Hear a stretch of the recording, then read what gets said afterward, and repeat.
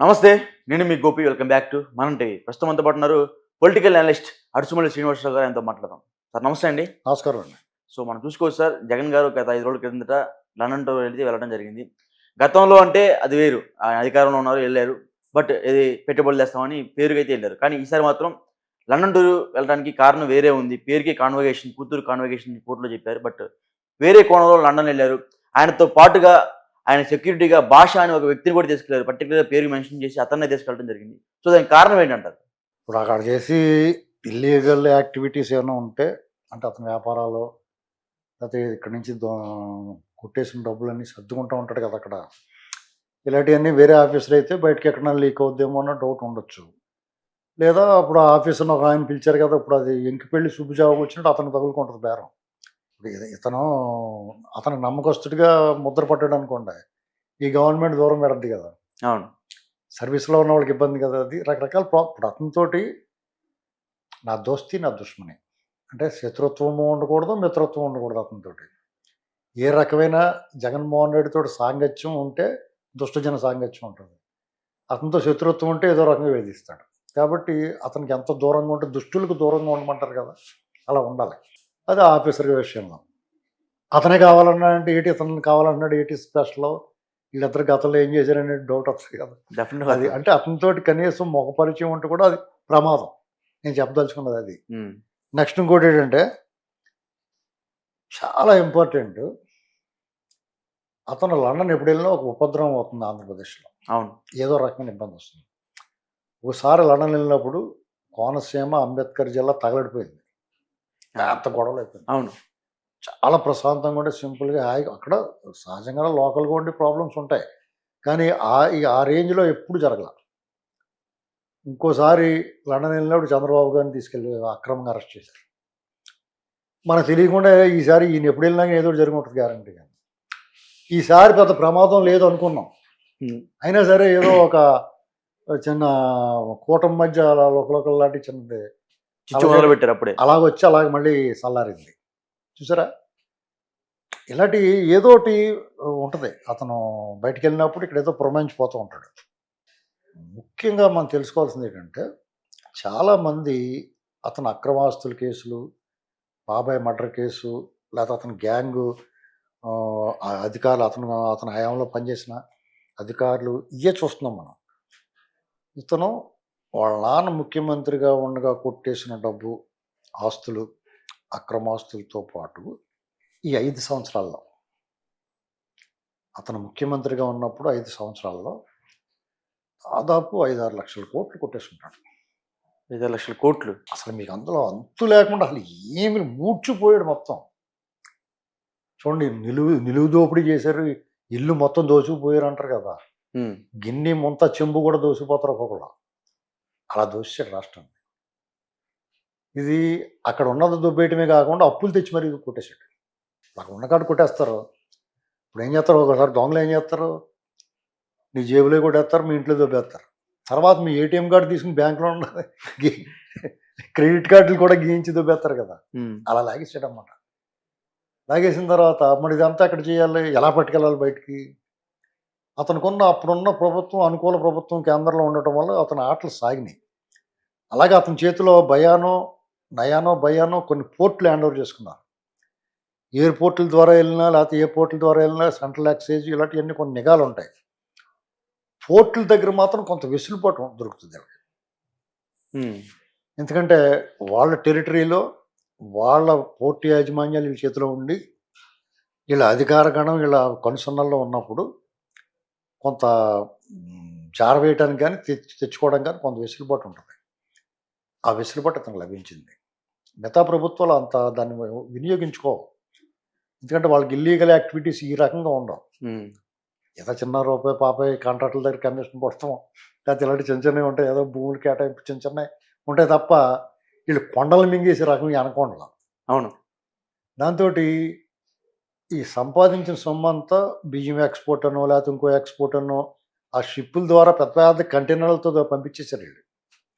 మీరు చూడండి ఎలక్షన్ అప్పుడు కూడా చూడండి, ఒక కంటైనర్ తాడేపల్లి కంపెనీ నుంచి బయటికెళ్తుంటే మొత్తం అంతా ట్రాఫిక్ బంద్ చేసి కంటైనర్ తరలించారు. అది ఇప్పటికీ మిస్టరీ, అది ఏమైందో తెలియదు ఎవరికైనా.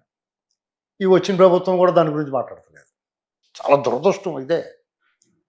ఇలా పట్టుకుపోయిన సొమ్ము అంతా ఏం చేశాడు, మీలాటోళ్ళు నాలాటోళ్ళు ఎవరో ఒకరు అనామకులు అందరిని అక్కడ పెట్టి పంపించి వాళ్ళ తాలూకోళ్ళని వాళ్ళతో వ్యాపారం స్టార్ట్ చేయించాడు. ఒకడు లెక్కర వ్యాపారం చేస్తాడు ఇక్కడ లండన్లో లేకపోతే ఇంకో చోట విదేశాల్లో, లండన్ యుఎస్లోనూ లండన్లోనూ ఎక్కడన్నా సరే ఒక వ్యాపారం స్టార్ట్ చేస్తాడు.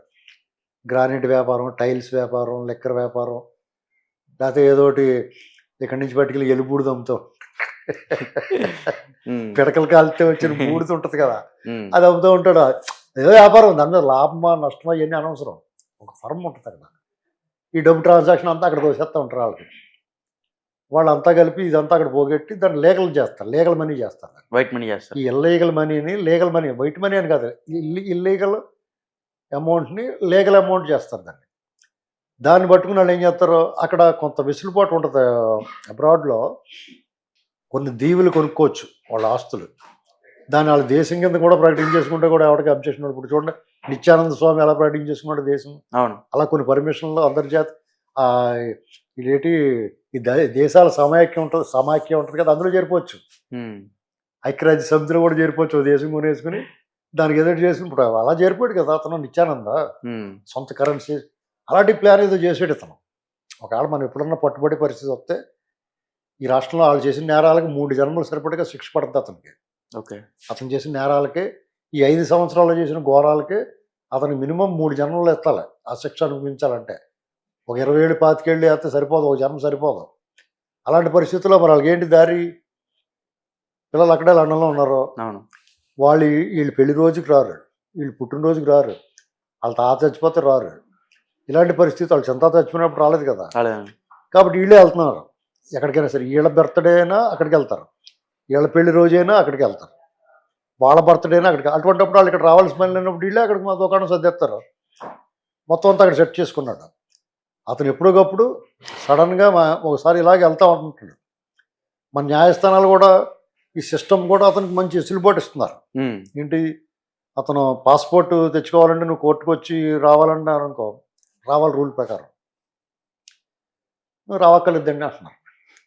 అవును, ఎవరో ఒక లాయర్ని, మంచి లాయర్ని పెట్టుకుంటాడు గట్టిగానే. దానికి ఏదో ఇప్పుడు చట్టంలో ఎంత కఠినంగా ఉంటాయి అన్ని లొసుగులు ఉంటాయి. దాని ప్రకారం ఏదో కాజు చూపించి ఎగ్గొడుతున్నాడు.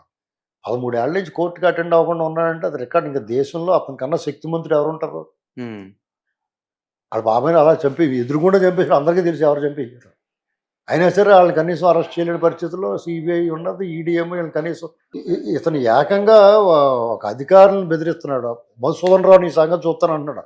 ఓడిపోయి 6 నెలలు ఆగకుండా మళ్ళీ వచ్చేస్తాను నేను అంటున్నాడు. 11 మంది వచ్చి అడ్రస్ లేకుండా పోయినాడు, నేనే మళ్ళీ వస్తాను అంటున్నాడు. ఏ ధైర్యంతో నీ ప్రభుత్వం కూలిపోద్దని చెప్తున్నాడు. నువ్వు ఏ ధైర్యంతో చెప్తున్నావు నువ్వు అనేటువంటి అడిగి వాళ్ళు లేకుండా పోయాడు. సుమోటోగా కేసు నమోదు చేయాలి, రాజద్రోహం కేసు పెట్టాలి అతను కదా. ఏమీ చేయట్లేదు వీళ్ళు. దానికి అతనికి కొంచెం అడ్వాంటేజ్గా ఉంది. కాబట్టి అతను స్వేచ్ఛా విహంగంలాగా ఈ స్కూల్ మూసేస్తాడు, అతని పార్టీ మూసేస్తాడు. చూడండి ఆ పార్టీలో అందరూ పోతున్నారు బయటికి. కనీసం పార్టీ నాయకుడు ఏం చేస్తాడు, ఎవరో బాబు ఇంటికి వెళ్ళిపోతున్నావు ఏంటి, ముందు మన భవిష్యత్తు బాగుంటుందని చెప్తాడు. లేదా నీకు డబ్బులు ఖర్చు అయినా ఉంటే నీకు పార్టీ నడిపించడానికి డబ్బులైనా సాయం చేస్తాను, దొబ్బేసినాయే కదా, పర్లేదు మనం ఏం కష్టపడి సంపాదించిన ఏం కాదు కదా నా లెక్కలో కూర్చోబెట్టాలి. ఎవడన్నా పోతే పోనవరో బాబు అని వదిలేస్తున్నాడు. మిగతా వాళ్ళు కూడా పోతే బాగుండన్నట్టుగా అతని వ్యవహారం ఉంటుంది కదా. అతని శాస్త్రాలు కూడా అలాగ ఉన్నాయి. జైల్లోకి వెళ్ళి పచ్చి నేరస్తుల్ని, కరడుగట్టు నేరస్తులను కలుపుతూ ఆ పార్టీ వాళ్ళు, ప్రజలందరూ ఊసిన వాళ్ళనే ఇతను కలుపుతూ ఉంటాడు. ఎవరన్నా చచ్చిపోతే ఎరునవ్వు నవ్వుతాడు అక్కడికి వెళ్ళి. ఇవన్నీ ప్రజలకు ఇంకా వెగటు పుట్టిస్తాయి. దాని అర్థం ఏంటి, ఇవన్నీ చూసి ఇన్నాళ్ళు భరించి అధికారం ఉన్నంత కాలం భరించిన వాళ్ళు, ఓరు బాబు వీటితోటి అధికారం లేకపోయినా కానీ వీటి దగ్గర ఉండలేవురా బాబు అని పోతున్నారు వాళ్ళు. ఆ వెళ్ళిపోయే వాళ్ళందరూ హార్డ్ కోర్, వాళ్ళ బంధువులు, అతను విపరీతంగా అభిమానించిన వాళ్ళు, ఇలాంటి వాళ్ళందరూ కూడా అతను వదిలేసిపోతున్నారు. అయినా కనీసం వాళ్ళు ఆపడం ట్రై చేయట్లా. దాని ఉద్దేశం ఏంటనుకుంటున్నారు, ఒక 6 నెలల సంవత్సరంలోనే సడన్గా మీకు షాప్ కట్టేసి ఉంటుంది మనం వెళ్ళేటప్పటికి. అలాగా ఈ స్కూల్ మూసేసి ఉంటుంది, ఎవరో ఉండడా. ఈయన కూడా ఈ కోర్టులో పర్మిషన్ ఇస్తున్నాయి కదా, ఎలాంటి పర్లేదు వెళ్ళరండి అంటున్నారు కదా.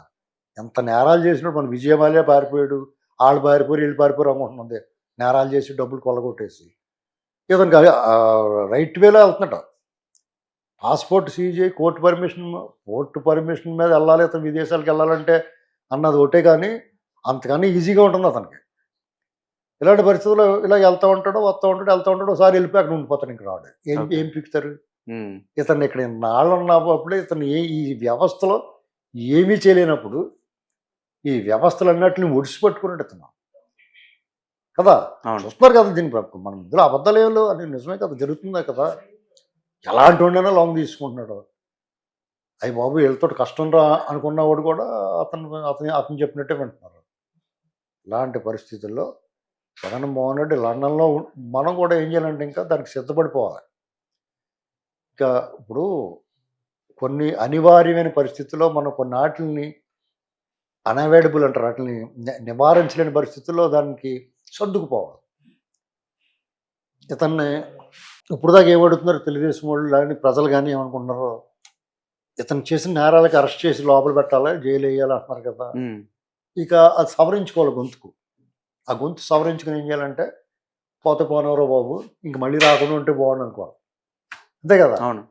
ఈ దేశంలో లేకుండా పోతే గొడవ వెళ్ళిపోద్ది అనుకోవాలి అంతే. ఉమ్, ఇప్పుడు పాము ఉంటుందండి, ఆ పామును మనం కొట్టలేం, చంపలేం, ఇలాంటి పరిస్థితుల్లో ఉన్నప్పుడు అది పోతుంది అనుకో, పోనివ్వాలి కదా. ఇంట్లో తలుపేసేసి ఇంట్లో ఉంచుకోకూడదు కదా. అవును. అదే బుట్టలో పెట్టినా కానీ ఎప్పటికప్పుడు బుట్ట తీసుకుని వచ్చేసింది అనుకో, మన ఆద మనిషి పడుకున్నప్పుడు, అంతే కదా. అంతే. కాబట్టి ఆ పాము పోతున్నప్పుడు పోనివ్వాలి. దాని ముందు ఏం చేయాలంటే వీళ్ళు, మన రాష్ట్రం చాలా దెబ్బతినిపోయింది కాబట్టి ఇతని వల్ల ఇక్కడ ఇతను కట్టుకున్న ప్యాలెస్లు, ఇతని ఆస్తులు ఇక్కడ ఏమున్నాయన్నీ హ్యాండ్ ఓవర్ చేసుకోవాలి. ఆ ఒక్క మనిషిని మాత్రం అలాగే పట్టుకుపోయి ఇంక అలాగే వెనక్కి తేలేమయ్యి పోతే పోరా బాబుని వదిలేయాలి. ఇంక అంతకన్నా ఇప్పుడు సర్దుకుపోవాలి అంతే ఇక.